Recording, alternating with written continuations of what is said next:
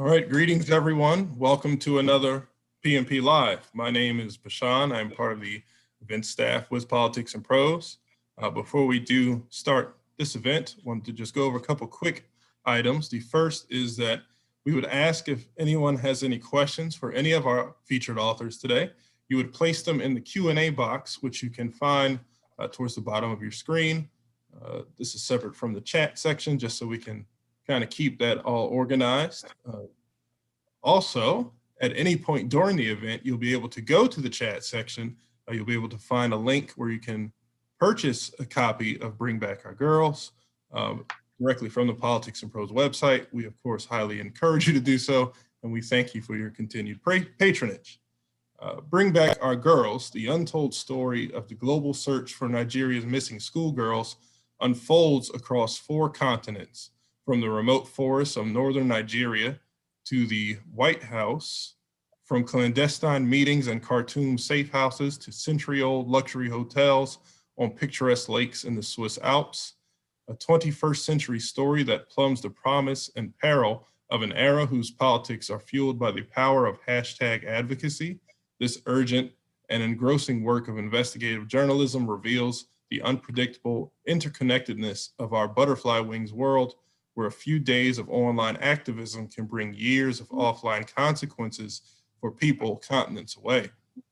Joe Parkinson and Drew Hinshaw are Wall Street Journal Pulitzer Prize finalists and nominees who have covered Nigeria for more than a decade. Their work has been submitted for virtually all international reporting awards. 2 of the newspaper's most seasoned foreign correspondents and regularly top the front page at 11,000 words. Their 2017 narrative on the Chibok kidnapping is one of the longest stories the newspaper has published in its 125-year history. It is cited internally as a model for digital era long-form journalism. They are both experienced public speakers and regularly appear on national television and radio shows. They are joined today by Chika Unigwe. Chika is one of Nigeria's most acclaimed authors. She has earned her PhD from Leiden University in Holland. Widely translated, she has won many awards for her writing. Her books include On Black Sisters Street and Better Never Than Late. She teaches at Georgia College in Milledgeville. Without any further ado, the floor is yours. Well, thank you so much. It's wonderful to be here. I should start by saying thank you very much to Chika for joining us, especially after the exhausting and successful weekend she's just had with the helming the African Writers Festival. We're so happy that you're here. Thanks to Politics and Prose for hosting us. And thanks to everyone who's tuning in. We would have absolutely loved to have joined you in person, of course. And I should say, we would have really liked to have joined you because we're actually calling from Johannesburg and Warsaw at the moment. So it's 1 o'clock in the morning where we are. So you'll have to forgive us if perhaps we're not quite as energetic as we ordinarily would be. So go easy on the questions. But Drew is going to kick us off shortly with a reading. But before that, by way of introduction, I just wanted to say, I don't think either of us could have possibly imagined years ago when we began reporting this story that on the launch day, there would be another story about a mass kidnapping of schoolgirls on the front pages of many American newspapers. I think it just goes to show that the story of what happened in Chibok was so seminal in the evolution of the insurgencies across northern Nigeria. I think the story is still incredibly relevant, unfortunately, and incredibly poignant. We started reporting the story almost immediately after the kidnapping in 2014. In the early hours afterwards, Drew got calls from his contacts that a huge number of women had been abducted.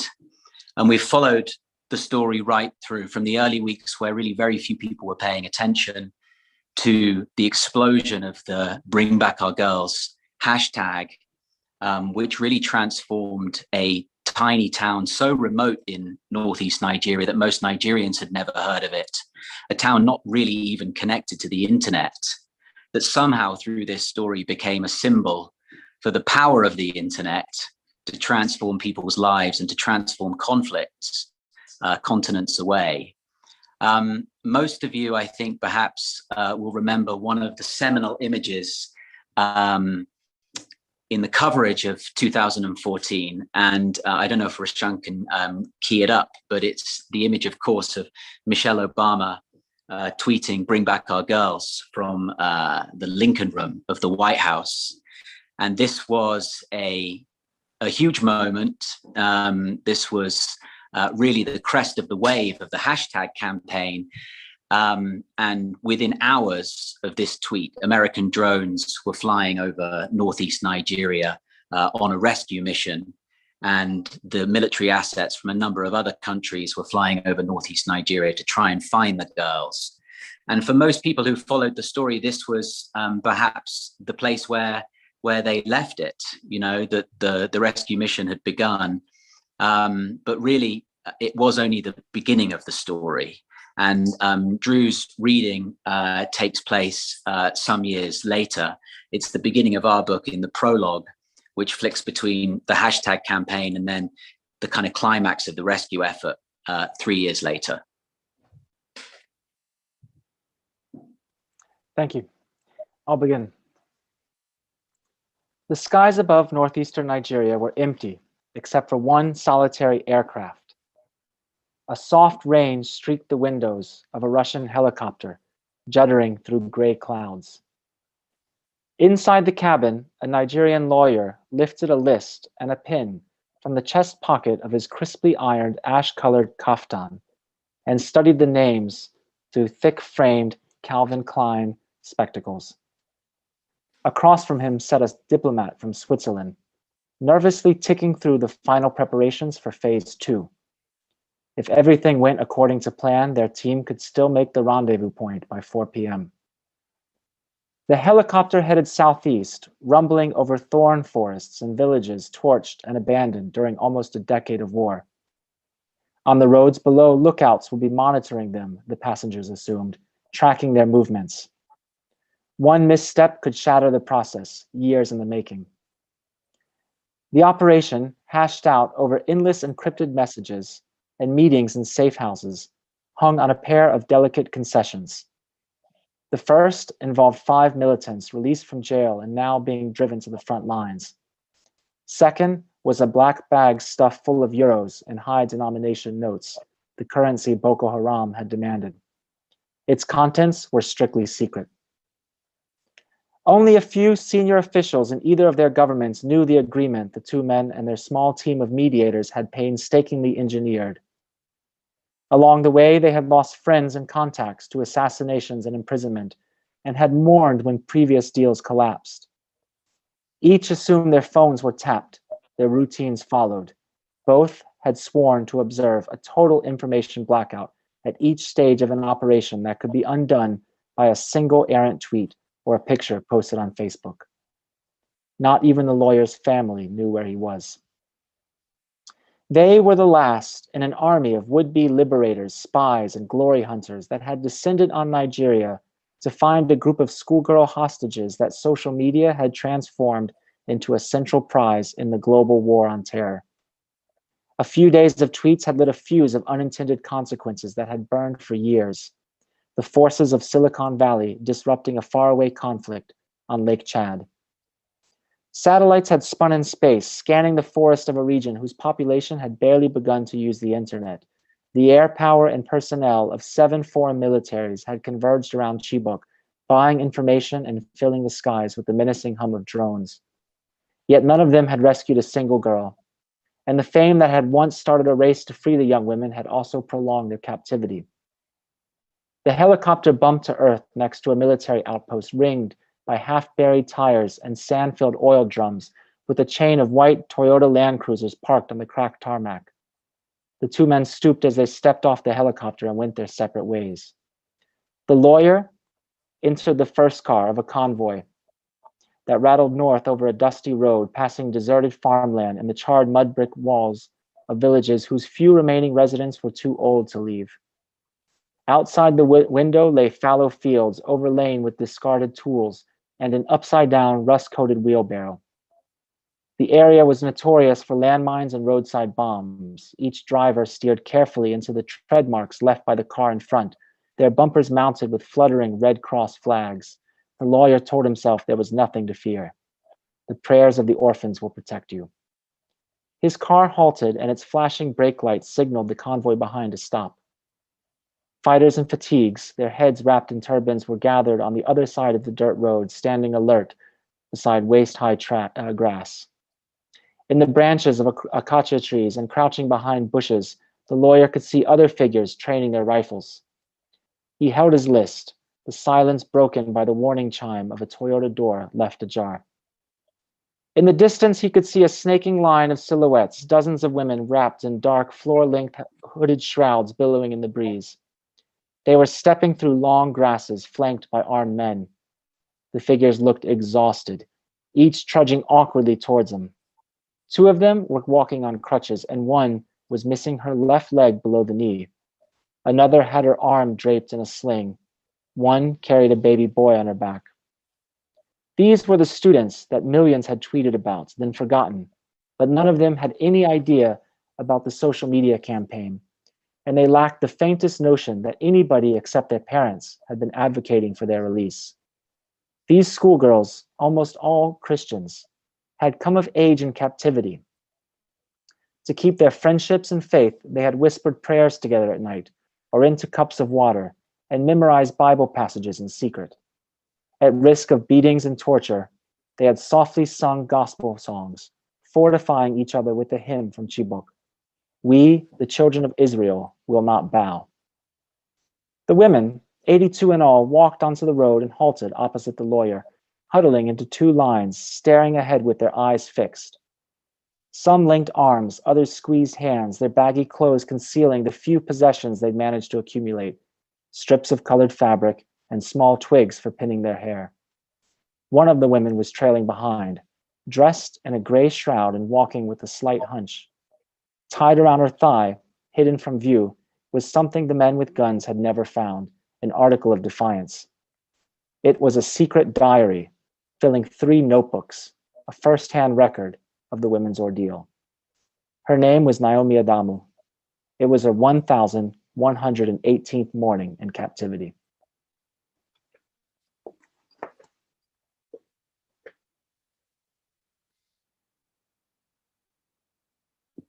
So thank you very much, Drew, for that reading. Joe, did you want to say something, or? No, the floor is yours. Yeah, okay. Yeah, thank you very much, Drew, and congratulations on this, really beautiful book. And we said earlier on how maybe sad is not the word, but that's the word I'm going to use, that on the day that this book launches, right, the headline all over the world is that 279 girls, again, were kidnapped from a school in Zamfara State. But back to your book, Bring Back the Girls, or Bring Back Our Girls, is a really powerful book. And one of the reasons I loved it, and I told you this earlier, is that it is written with so much heart and so much grace and so much respect for the subjects. It's as insightful as it is empathetic, and it's a compassionate inquiry into the kidnapping of 276 girls from their school in Chibok by Boko Haram and the hashtag that went viral. And I found it extremely readable, which isn't something that you say very often of books of this sort, which sort of manages to still give us a geopolitical analysis of Boko Haram, as well as stories of these incredible girls who You write like human beings. You don't write them like girls whose abduction is just a hashtag. It's an incredible feat to pull off, and I am so grateful to you for that. So thank you. Thank you. And my first question is then, how did you first come across this story? How did you come across the Chibok girls?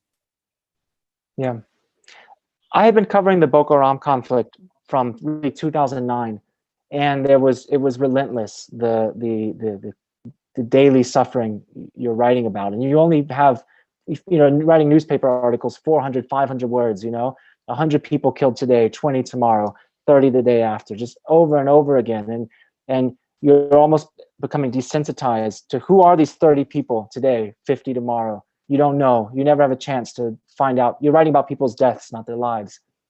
And then this kidnapping happened. And I think, like a lot of people, when I first got a call that more than 100 girls have been taken from the school, my first reaction was a bit like disbelief. Like, really? But the next day we heard these stories of parents who had, dads who had gotten on motorbikes and driven for hours on a dirt road looking for their daughter. The mothers walked on a dirt road for hours in the hot sun. One of the women we interviewed at length, her flip-flop broke while she was walking in the open countryside in the desperate hope of finding her daughter, saying her daughter's name to an empty road. And when that happened, there was apparent that these girls, they existed and they were missing. And it was something that I think a lot of people felt like we couldn't just let this stand. And as a journalist, it opened up for us this opportunity to write about this conflict in a way that people could connect with a little bit more than just sort of the daily, this happened, that happened, this happened. Absolutely. For sure. I think it was, it put a human face on a conflict that certainly for people in the West, really they had no idea about it until Chibok. And that became something which was positive because it got the world engaged, but also became complicated because it became the only window through which people understood the conflict. And there's a process called the identifiable victim effect, which is where people use, an individual to try and connect to some kind of broader sense of suffering. A famous one is children learning about the Holocaust through the experience of Anne Frank. And in the case of Chibok, the Chibok girls became the window, but after some time it became complicated because to a lot of people outside Nigeria, they cared more about the Chibok girls than they did about the war itself. And the Chibok girls were just one symptom. And at that time, there were thousands of girls, but probably maybe even 10,000 boys who'd been kidnapped, because there were more boys being kidnapped at that time. And so it led to a massive awakening in the world, but also the beginnings of a distortion. I would say that Drew was following the kidnapping since the first hours afterwards, as he said. But there was also a sort of genesis of the book project, which was a couple of years after the girls had been kidnapped and then released. And we were in Abuja talking to a cabinet minister, and he had newspapers all over his desk that were kind of chronicling Boko Haram's comeback. Boko Haram was sort of rejuvenated in the Northeast. And we asked him, why is this? Like, what's your diagnosis of why this is happening? And he sort of, he said to us, because we gave the millions of euros for the Chibok girls. He sort of said this offhand, and it was a light bulb in our head because we hadn't heard anything like this before. And it was still a complete mystery about what had happened to the girls in captivity, how they'd survived, what was the deal to get their freedom, what was the cost. And it was clear that, again, this was such a window into the conflict. We could tell such an amazing story if we could start to chip away and start to speak to the actors that were involved in this. And so we started to do that, working our way from the outside in, and ultimately managed to speak to the girls themselves, who are the real heroes of this story. Absolutely, thank you. And of course, at this point, the whole world had heard about Chibok girls, right? Starting from when Michelle Obama, had that free bring back our girls, and then we had all the celebrities like tweeting and all. Why do you think that this kidnapping captured global attention? Because of course, like you said, Chibok girls were not the first people to be kidnapped by Boko Haram. They've been operating since 2009, 2010. So why did this kidnapping capture global attention? The thing that we heard over and over again from people, and it didn't matter if it was, someone who had talked to Michelle Obama about it, or, ordinary people in the north of Nigeria, all had, I think, the same reaction. These were young women that were studying for their final exams. They're on the cusp of becoming adults. And right at the end of their education, they vanish in the most horrible way imaginable. And the reaction that everybody seemed to have was, those could be my daughters. So there was a universal pain of a parent's loss that I think anybody could connect with. That's part one. Then part two is this very strange time that we live in, where the news sort of was percolating in Nigeria, and then all of a sudden, some of the world's most famous people. Russell Simmons read an article on while he was on a yacht off the coast of St. Bart's and retweeted. And within an hour, Common retweeted it, and Young Jeezy retweeted it, and Mary J. Blige retweeted it, and then Hillary Clinton retweeted it. The most famous people who we bestow moral authority into, in some ways, were having the same reaction that ordinary people had, and it created this Twitter movement that that we wanted to follow the consequences of. Yeah, it was also, it's absolutely amazing that Bring Back Our Girls started in Nigeria, and it was a brave and courageous group of Nigerian activists that were kind of, using this hashtag and trying to get people around the world to pay attention. The way that it actually jumped over the Atlantic and reached, like most of us, was through the celebrities that Drew mentioned, and this kind of crazy collection of celebrities, from Malala to like Rush Limbaugh, from The Rock to, the Pope and everybody in between. It really was this sort of universal story that seemed to capture everybody's heart. But it was also a different time with the internet. It was a time of more kind of optimism or even naivety about what the internet could achieve.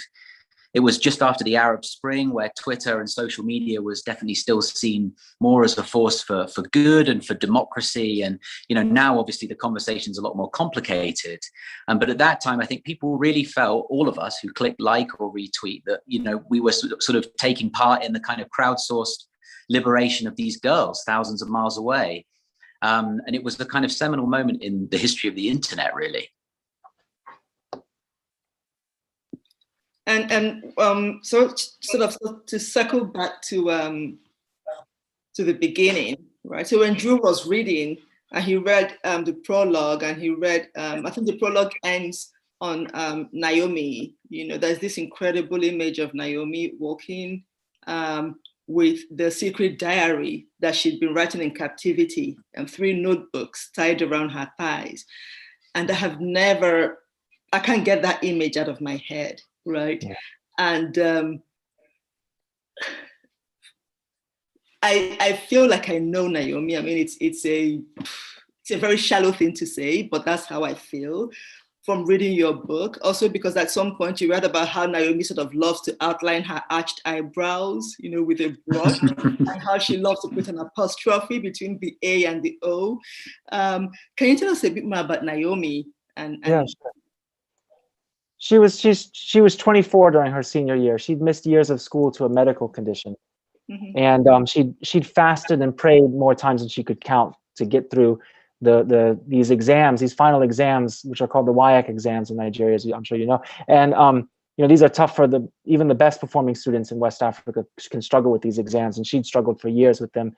And then right at the end here, she is kidnapped along with the rest of the school. The night she's taken, she's being abducted by Boko Haram. She brings with her school uniform, money, her phone, a Bible, and she keeps these things for 3 years. The entire time she's with Boko Haram, she held onto her school uniform. This was her identity. She didn't choose to be abducted by Boko Haram. She did choose to go to school. She kept her school uniform. She kept a Bible. I mean, you can imagine the consequences if she'd been caught with a Bible in the groups of this, fundamentalist sect. She kept on held onto a Bible. She had a phone that she would tap text messages to her mom that she couldn't send. She got her, Boko Haram gave them notebooks that they were supposed to write Quranic lessons in. She used them to write a diary because she felt, and the other students who helped her write the diary felt, we need to bring evidence of what happened to us to the world. So she kept these diaries tied onto her for 3 years.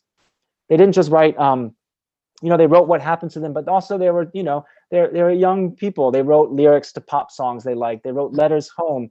They didn't know if they'd ever bring these letters. They wrote, Naomi wrote letters to her mom, her dad, her other siblings. She didn't know if she'd ever have a chance to give these letters, but she wrote them, She drew pictures, It's like this was a way of keeping who she was in this really arduous circumstances in which she found herself.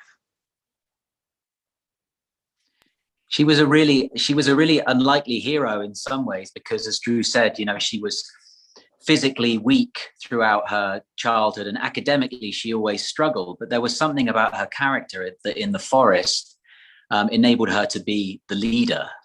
Her friends referred to her, her nickname was Mamamoo, which means our mother, partly because she was a little bit older, and partly because she was very devout. And it was a sort of like play on words, because she always said that she wanted to marry a pastor. But she, in the forest, basically just refused to submit. Boko Haram tried to get the girls to agree to marry, tried to get the girls to agree to join the group, tried to break their resolve, tried to crush their faith. And Naomi led a small group that absolutely refused, and became very problematic for Boko Haram, because they were essentially leading a kind of rebellion, and they were fortifying the resolve of their classmates. This rebellion started with the diaries, but it found further expression as they went on through their captivity, and they started to realize their value to Boko Haram, and they started to sing hymns. Again, it was a way to sort of express their identity and their solidarity with each other, and try and remember who they were at a time where Boko Haram was telling them that their parents had been killed, that Chibok was conquered, that they were never going to go back to Nigeria, as they called it, from the Islamic State where they were living. And, singing Bible songs with their friends, you can sort of just imagine the scene and the possible cost of what would have happened if Boko Haram had heard them or punished them. It's just really, really powerful to hear her stories. And, Drew and I, over a period of years, interviewed Naomi and got to know her, and just couldn't believe the stories that she was telling us, that were corroborated by all of her friends, of the kind of rebellion that they launched in captivity against, probably the kind of some of the most sort of terrifying people that you can imagine in Boko Haram. Mm-hmm. Oh, it's incredible.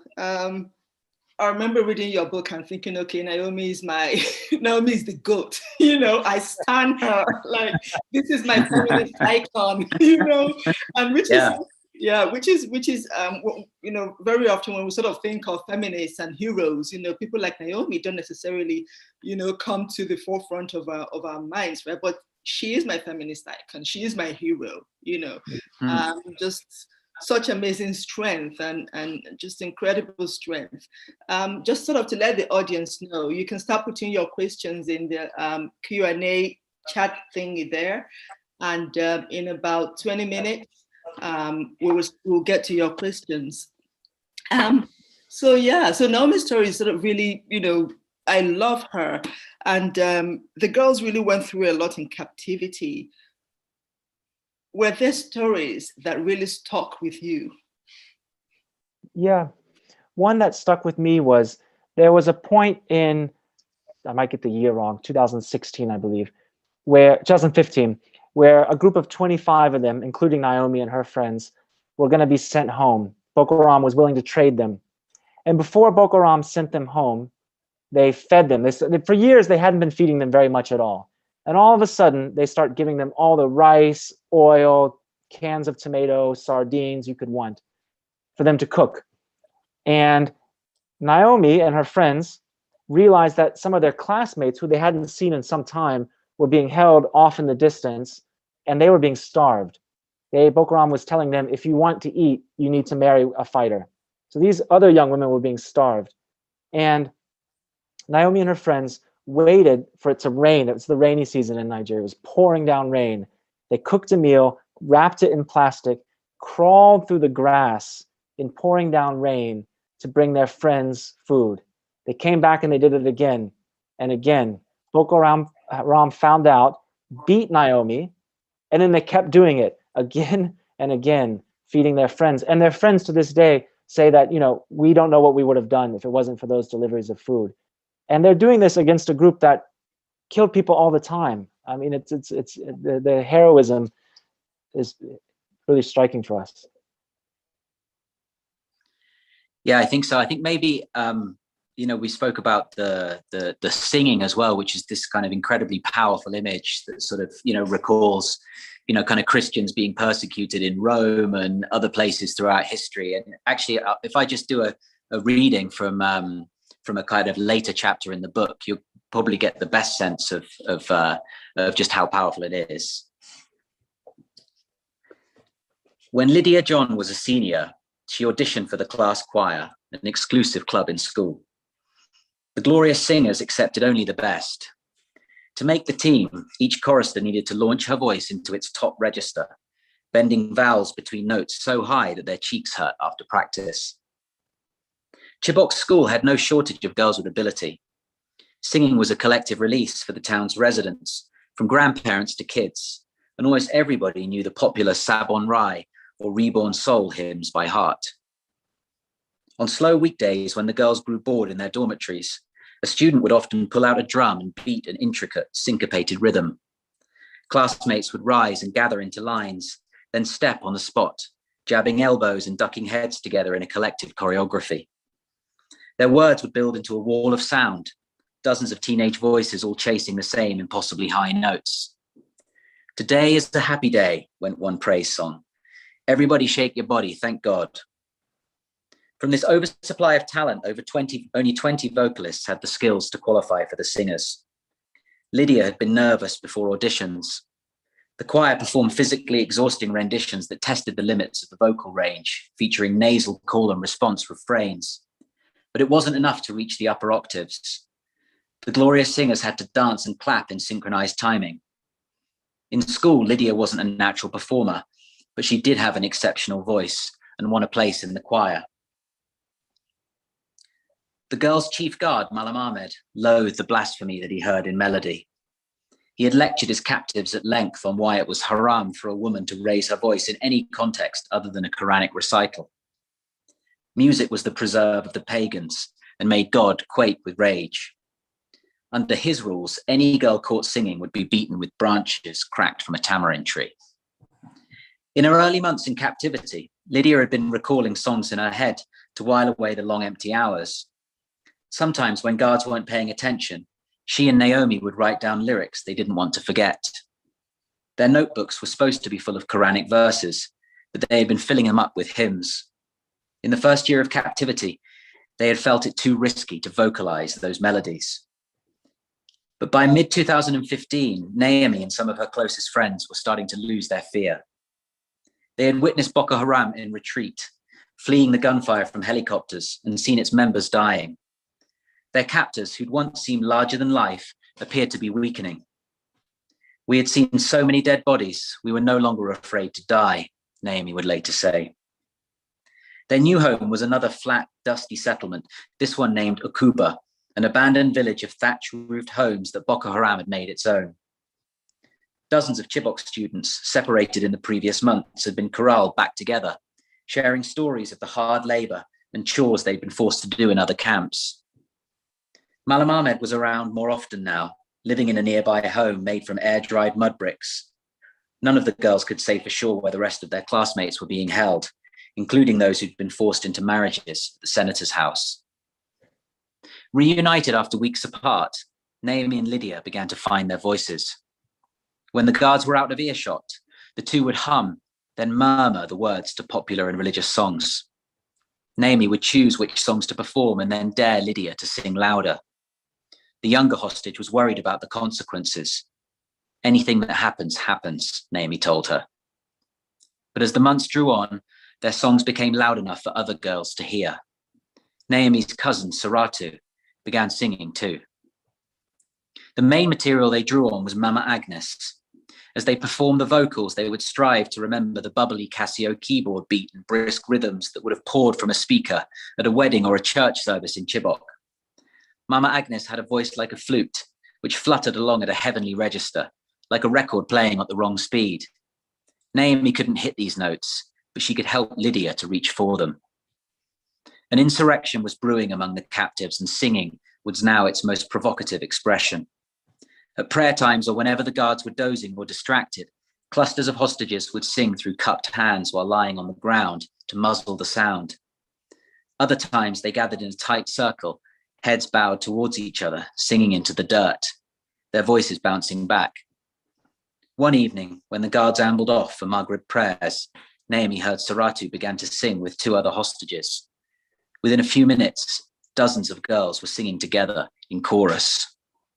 Nebuchadnezzar is the king of Babylon, big king of Babylon, one small group sang, the opening lines to a hymn about a trio of Israelites who refused to abandon their faith. We, the children of Israel, will not bow. I don't know if you remember that section, Chika. I do, absolutely. I do. And I have shivers, just thinking of it. And while you were reading, the shivers all. Yeah, but, really powerful stuff. To something maybe a bit more happier stuff. Because of course, some of the girls were released. I know that Goodluck Jonathan, who was president when Chibok happened, took a lot of heat, right? Because for 2 weeks, he said nothing. He didn't make a comment at all on the kidnapping. But Charlie Hebdo had happened, and he was, he sent his commiserations to the president of France and his thoughts and prayers. And then Chibok happened, and he said absolutely nothing for 2 weeks, right? And then Buhari campaign done, bringing the Chibok girls home, right? And I think that it was one of the early, successes of his administration, which isn't a very successful one. But anyway, that's a topic for another time. Could you tell us about the rescue effort? Mm-hmm. Yeah, there was so many people that tried to solve this problem. The US sent drones, the UK sent spy planes, French offered intelligence. There were so many countries that got involved. There was a friend of the Archbishop of Canterbury flew to Abuja, ended up spending time with Goodluck Jonathan, saying he could solve the problem. There was sort of an enigmatic woman who calls herself Mama Boko Haram, who also suggested that she could solve this problem. So many people were working on this problem. The group of people who solved it, or who managed to organize a deal, was a Swiss diplomat and a small team of volunteers, essentially, from northeast Nigeria. These people put their lives at risk. They boarded motorbikes to go into insurgent territory. They got on canoes to go into insurgent territory. One was jailed for more than a year. The rest flew around the world, from Dubai to Accra to Egypt and Sudan, to meet people who could help them understand Boko Haram. All of us on Twitter were condemning Boko Haram for doing this, rightly so. But these guys did the hard work of understanding, what did Boko Haram want? Why did they do this? And how could we establish trust between the Nigerian government and this insurgency? It took 3 years, and it took a lot of sacrifices. They didn't use social media. They communicated by fax machine at times. They had to kind of stay quiet about it. And I don't think it's something that even anyone involved, most of them you don't see them advertising what they did. They kind of quietly did this job, did this work. And, 103 women came home. Yeah, in some ways it was the complete mirror image of the Twitter campaign, which was so public and so global, and the initial rescue efforts, as Drew said,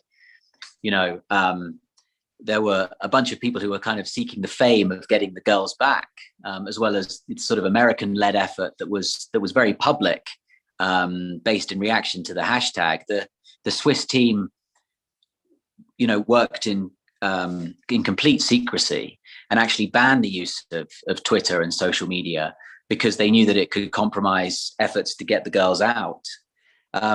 Social media even played a part, we realized, when the first group of girls were released, the 21, 82 girls were supposed to be released immediately afterwards. The 21 was a confidence building measure. And all of the girls would have been released within a week of each other, essentially. Somebody leaked the release of the 21 onto social media. Boko Haram said that contravened the terms of the deal, and the 82 Chibok girls, or the other Chibok girls, had to spend almost a year more in captivity, during which time actually some of them ended up sort of capitulating and joining Boko Haram, and they never came home. So the Swiss team liked to say, you know, they had this mantra, which was the people who talk the loudest have the least to say. And that kind of animated, you know, the way that they approached this rescue effort. And one of the sort of rewarding reporting challenges of this book was to try and get inside an effort that was so secret. And then what's been great is to actually kind of show the heroism of some of those guys, as well as the heroism of the girls, because there was heroism from the people who were trying to free them too. I'm sort of dovetailing off of what you said about social media. So that it segues segues well into the question I have next for you. Do you think that the hashtag campaign helped? And to what extent did it help, if it did? Right. So millions of people tweeted the call for these young women to go free. And when they did, I think it started a debate over whether, by demanding these, you know, especially if you're outside Nigeria, are you supporting the universal right of a young woman to go to school without fear of this kind of thing happening? Or are you kind of co-opting another nation's movement? And there's this debate. We spent years trying to report all the consequences that flowed from that week. It was just a week or so, maybe 10 days, that people were tweeting, bring back our girls, in huge numbers. And then it was done. The next social media thing was the ice bucket challenge. And we spent years trying to look at all the things that happened because of those 8 or 10 days. And it's really hard for me to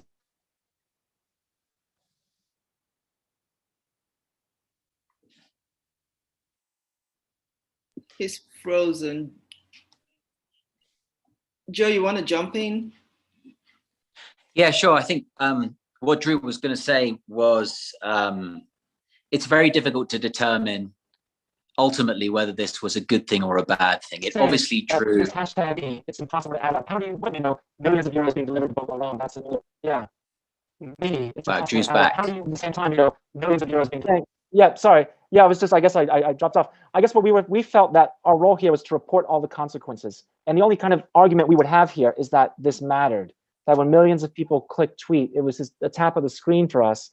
But it really changed the fate of hundreds of people. And maybe by changing the direction things were going at millions of people in Nigeria. Just, it was so easy for us sitting at home to click this button.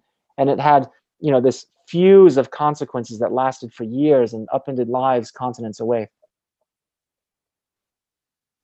And Joe, you were saying something. You want to finish up?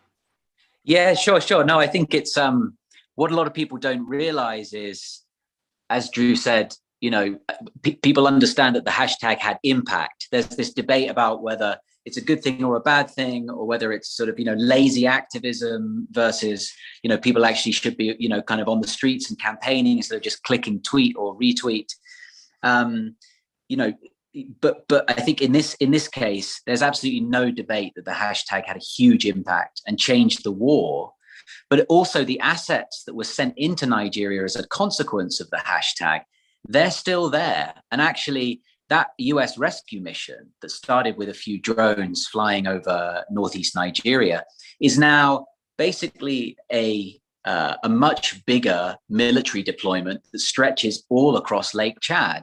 And it's the same thing with the French and with the British. The assets that were sent in to find the Chibok girls are still there, and they've now been repurposed, of course. And so this, the legacy is still there and still with us today, even as we see, the security situation in northern Nigeria not improving. I was going to ask you a question about the security situation, but I'm going to leave that for later, for towards the end.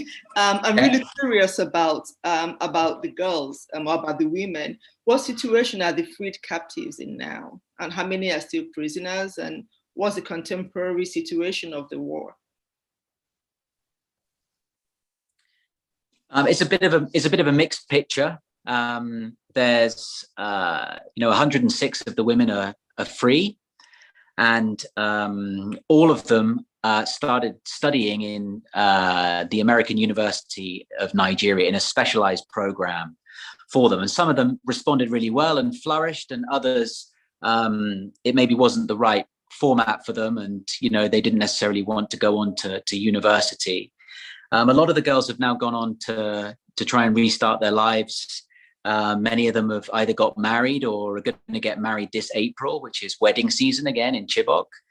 But that, unfortunately, the security situation is getting worse in that part of Nigeria, and Chibok, again, more so than at any time since 2014, is really at risk. And we're in close touch with a lot of these women, and we hear stories regularly that they're having to sleep outside of their house in the bush. They're having to run away.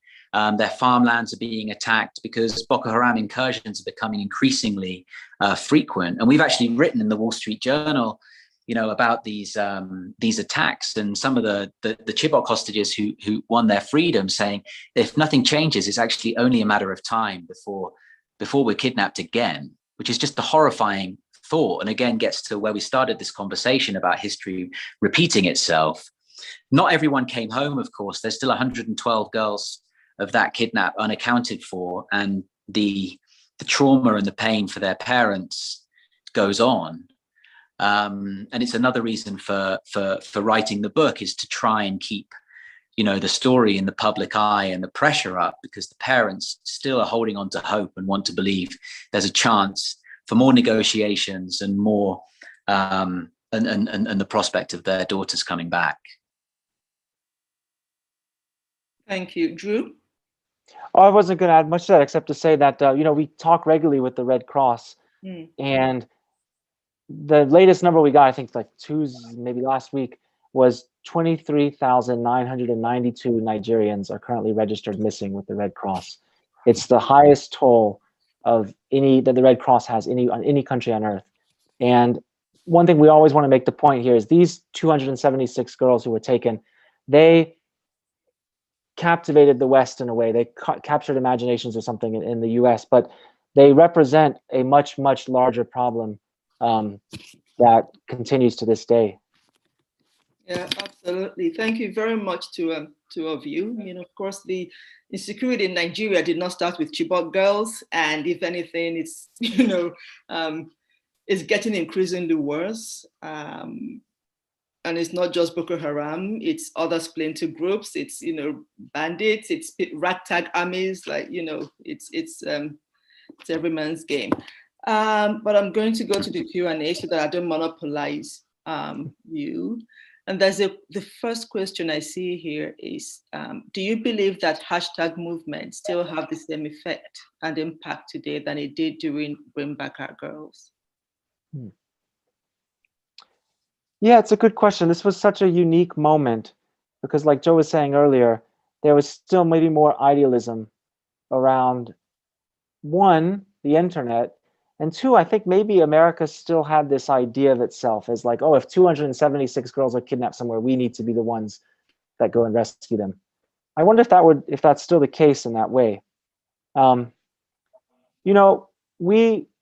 was this debate over hashtag activism.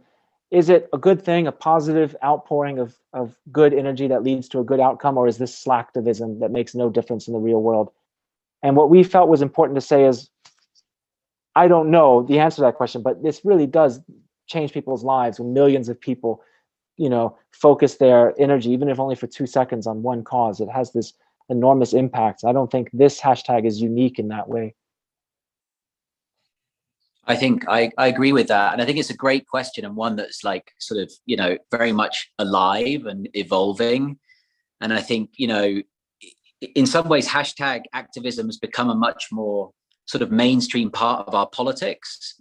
When Bring Back Our Girls happened, there was still this kind of naivety and this novelty to it that made it sort of bipartisan in a way, because it was fresh and it was new and it was appealing. Whereas now hashtags are having a huge impact, but they seem to be more kind of co-opted. They seem to be sort of digested and interpreted as more partisan than they once were, and become part of partisan politics in a country where there they're being wielded.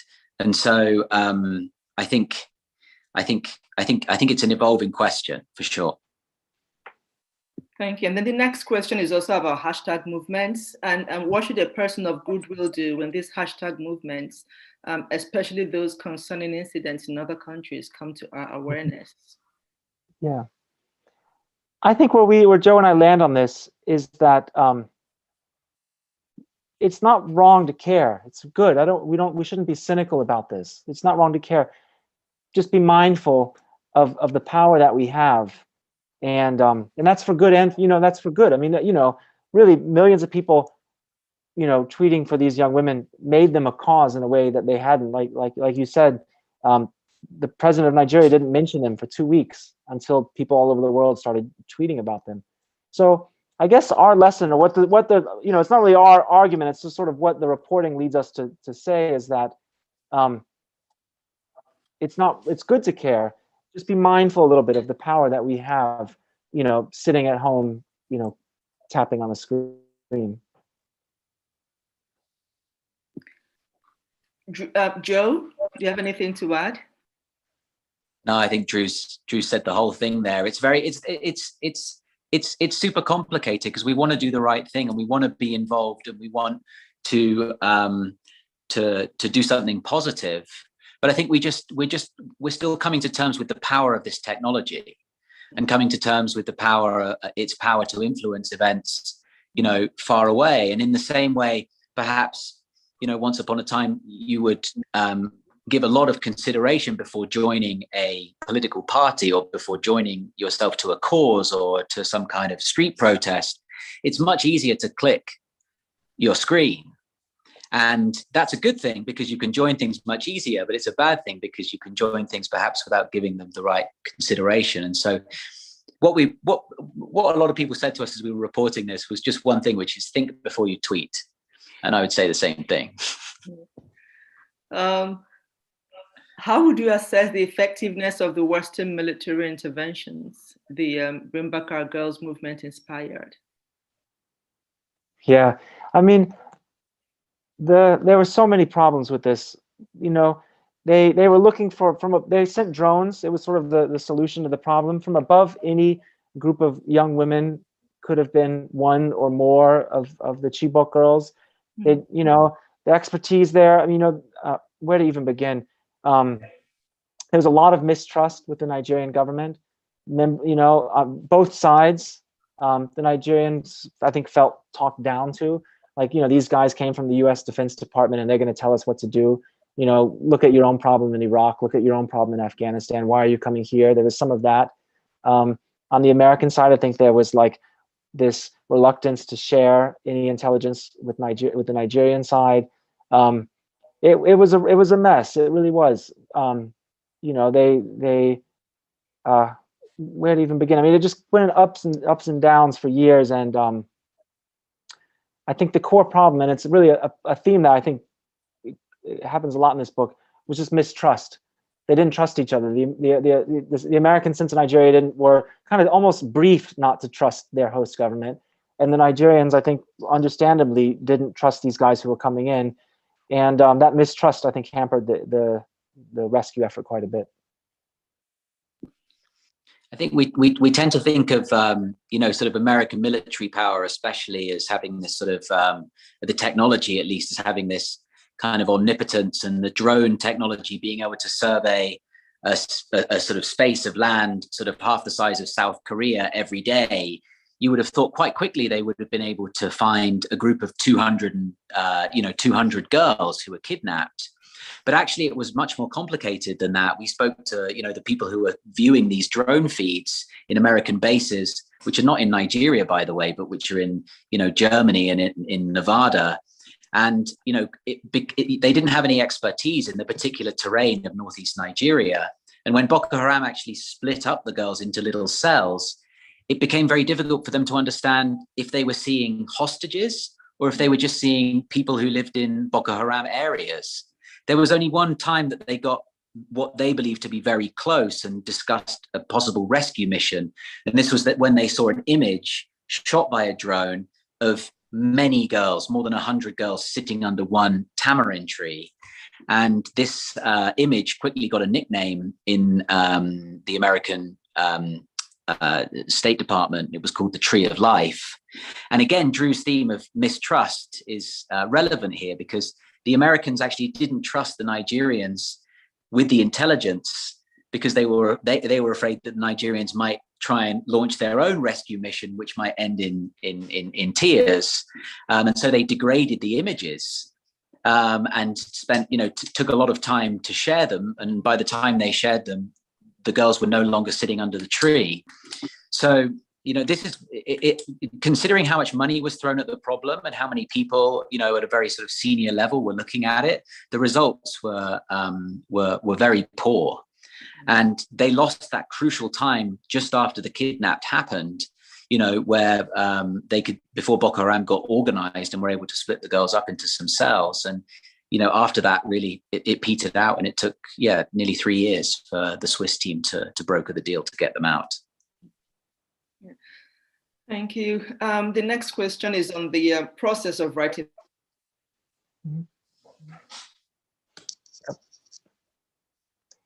Sorry, come again? Collaboration, like. I think we lost you. Sorry, Chica. What was the question? Tell us about how you collaborated in writing the book. No, it was such a huge story that I think we needed the two of us. I mean, the great thing about the Wall Street Journal is there was like, we first reported this for the Wall Street Journal, and it was really a green light. Go find out everything you can, come back with a story. The two of us went all over different places. It was a story that took place in Nigeria, and not just the Northeast, but also Abuja and elsewhere. It took place in Switzerland, Dubai, the US, the White House. We had to go to rural Maine at one point. Like one of us couldn't have done all this. We had to, split up quite a bit. And when we came back to the Wall Street Journal with it, we brought them a 12,000 word story, which was literally the longest article ever run in the entire Wall Street Journal in its 130-year history. We brought them this giant thing. And to our surprise, they ran it. But that was just, it was a global story. So we felt that the two of us you needed two people to kind of constantly go everywhere and meet all the hundreds and hundreds of people who tried to free these young women. Yeah. And then the last question here is, so what's different about Nigeria and Boko Haram? What's produced the perfect storm that permits this to occur and be tolerated? Yeah, it's such a good question. I mean, there's a lot of, I think it's like putting your finger on any one factor would be hard. It's encroaching poverty, urbanization in the Northeast, a state failure that goes back really long ways. I think this could have been handled much better. I don't think I'm alone in saying that, in the early years when this started, the army was just really brutal in how it tried to suppress it and ended up, hurting a lot of innocent people and driving, local people into the arms of the insurgency. It's a complicated, it's a long story to begin. It's a concerning one too, because we see all these kidnappings continue, and I think that you've had just a decade really where Nigeria hasn't been trending, and I hate to say this, but it hasn't been really trending in the right direction. Like the leadership just hasn't had a control over the country's many security challenges. And in the time we've been covering it, I started covering the country in 2009, and there was some genuine hope, but somewhere along the line, it's just, I don't even know where to begin. I mean, like I said, it's a country where 23,000 people are missing. And this is just the tip of the iceberg of the suffering that's happening in the Northeast and elsewhere.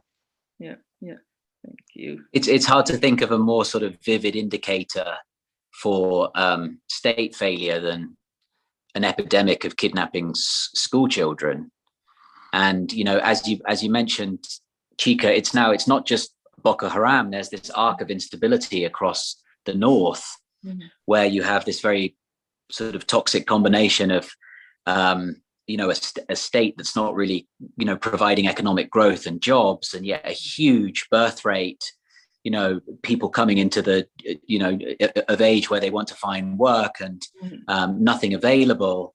And, also kind of environmental issues where, the desert is moving to the south, which is, pushing nomadic communities further south, and there's conflict with farmers. Nigeria seems to be, just getting a really tough ride from every angle at the moment. But there's, at the heart of it is as Chinua Achebe said, it's a question of leadership. Yeah. And the leadership hasn't been there at the top, and the promises, from the president, who had a military background, to restore security have not been fulfilled. And so it's getting to a sort of point now where it really is, becoming an emergency across the north. And so there needs to be radical change, but it doesn't seem like the government is interested in taking dramatic steps. Yeah, absolutely. And it seems to me to I'm not sure that there's a military solution to this insurgency. I think that the time is past, right? I think that emphasis should be put on other things, and you sort of hit on some of those things, reinvigorating the economy, Well, the deal that this team worked on in secret to free the Chibok girls was actually it was supposed to be, again, the window into something much bigger. Mm-hmm. It was supposed to be the first step in an armistice, that would have led to a ceasefire, that would have led to, people putting down weapons. And at that point, there was actually optimism in 2016, 17 that could happen. But the dynamics have shifted, unfortunately, in a negative direction. We just have to hope they shift again. Yeah. I'm not very optimistic. And I think it was Drew that said it's not a question of if, but when, because in the Northeast, you have Boko Haram, and the rest of the country, you have, just regular kidnappings, which has kidnapping for ransom, which has sort of become so rampant that if you were to leave your home and you don't come back, people's first thoughts are either you've been in an accident or that you've been kidnapped, right? People talk about, family and friends and relatives who've been kidnapped and then ransom paid, and then, they were returned as casually as they would talk about getting a haircut. It is that ridiculous. I think we're out of time. I see there's one more question that's just popped up in the Q&A. Are you okay to take it? Or are you guys really super tired? I know it's 1 a.m. Let's go for it. Okay. And this is going to be the last final question. Could you speak on the recent kidnappings and any differences between these cases and the Chibok case? Yeah. Sure. Go ahead.